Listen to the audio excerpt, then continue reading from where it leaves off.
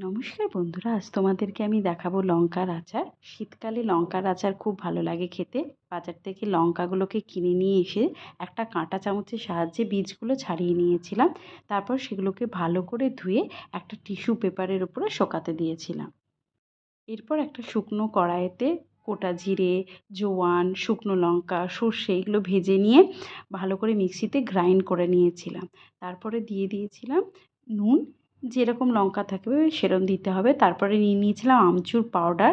এর সাথে অনেকে ভিনিগার বা লেবুর রসও মেলাতে পারে, আমি মেলাইনি। অনেকটা তেল নিয়েছিলাম, ভালো করে মেখে এমনভাবে মাখতে হবে যাতে পুরটা খুব ভালোভাবে হয়, সেরকমই তেল দিতে হবে। তারপর একটা বাটিতে অনেকটা তেল নিয়ে নিতে হবে, কেন এর মধ্যেই লঙ্কাগুলোকে ডুবিয়ে রাখতে হবে। লঙ্কাগুলোকে বেশ কয়েকদিন রোদে ভালো করে ডুবিয়ে রেখে দিলে তারপর একটা কন্টেনারে ভালো করে স্টোর করে রাখলে বেশ অনেক দিন থাকবে।